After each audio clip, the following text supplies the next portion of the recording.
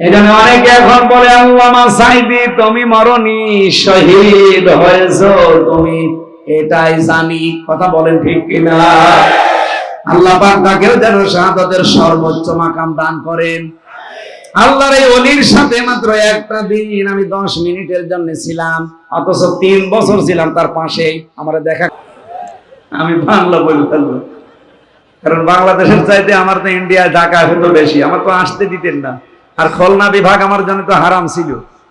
আল্লাহর ওলি হানিফ সাহেব আর ইনু সাহেব, আর এখানে আপনাদের এই সাতক্ষীরার 2 জন ছিল। এরা 2 জন, লেলিন কে লেলিন, এই শ্যামনগরে একবার এসেছিলাম, 2 মিনিট পরে আমারে নামিয়ে দিয়েছিল। গাবরানা কোন জায়গায় যেন, সেই শয়তান বেশি আছে কোথায়? আজ আসেন, মাইক দিয়ে দিলাম, কেটে নিন। মাইক ছেড়ে দিলাম, 2 মিনিট না, আজকে 1 ঘন্টা পার হয়ে গেছে। মাইক কেড়ে নিন, আসেন তো দেখি কোন মায়ের দুধ খেয়েছেন। আসেন, আজকে ভর্তা বানিয়ে ফেলা হবে ইনশাআল্লাহ। এই শক্তিটাই আমরা মুসলমানের দেখতে চাই সামনে। এক কথা বলেন, এইটাই দেখতে চাই। আল্লাহ তাআলা বলেন ইল্লা তানফিরু ইউআযিবুকুম আযাবান আলীমা, যদি বের না হও কঠিন আযাব তোমাদের জন্য আসতেছে।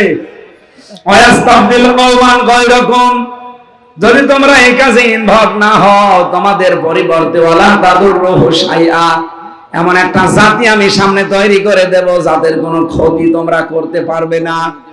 সুতরাং এই জায়গায় আমরা এমন এমন মানুষ যেতে চাই, আমার আল্লাহ যাদেরকে পছন্দ করবেন, যাদের ঈমান এবং যাদের অ্যাক্টিভিটিস গুলো পছন্দ হয়, আমি আগেই বলেছি তাকে আল্লাহ সাধারণভাবে মরণ দেয় না। কিসের মরণ দেয় বলেন বলেন? শহীদ মীর কাসেম আলী রহমতুল্লাহ আলাইহি এমনি মরে যেতে পারতেন না, আল্লাহ তাকে শাহাদাতের মরণ দিয়েছে। শহীদ আব্দুল কাদের মোল্লা রহমতুল্লাহ আলাইহি এমনি মরে যেতে পারতেন না, আল্লাহ শাহাদাতের মরণ দিয়েছে। কোরআনের পাখিও সারা জীবন দোয়া করতো, আল্লাহুম্মা ইন্নী আসআলুকা শাহাদাতান ফি সাবিলিক, হে আল্লাহ মরণ যদি দাও এমনিতে দিও না, শাহাদাতের মরণ দিও। 13 বছরের ভেতরে মরল না, জালেমদের হাতে আল্লাহ শাহাদাতের মরণ দিয়ে ধন্য করেছে। এখানে অনেকে এখন বলে আল্লামা সাইদি তুমি মরনি, শহীদ হয়েছো তুমি, এটাই জানি। কথা বলেন ঠিক কিনা? আল্লাহ পাক তাকেও যেন শাহাদাতের সর্বোচ্চ মাকাম দান করেন। আল্লাহর এই ওলির সাথে মাত্র একটা দিন আমি 10 মিনিটের জন্য ছিলাম, অথচ 3 বছর ছিলাম তার পাশে। আমার দেখা করতে দেয়নি। হাসপাতালে এসেছিল একদিন, ওই একদিন একটু 10 মিনিটের জন্য। আমি যে বলছি হুজুর আমারে চিনতে পারছেন, অথচ 3 বছর ওনার পাশের ছেলে আছে, আমি 4 নাম্বার, উনি 1 নাম্বারে। বলছে কে? মুরব্বী হয়ে গেছে তো, টলাটলি করতো। একজনের কাঁধে হাত দিয়ে হুইল চেয়ারে করে নিয়ে আসলে ওনারে। আমি বললাম হামজা, আমি কুষ্টিয়া।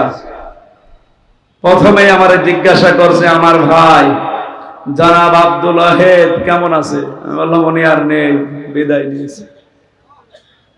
আব্দুল ওয়াহেদ জামাতি ইসলামী বাংলাদেশের কুষ্টিয়া জেলা শাখার শ্রদ্ধাভাজন জেলা আমির ছিলেন, উনি সাবেক এমপি ছিলেন।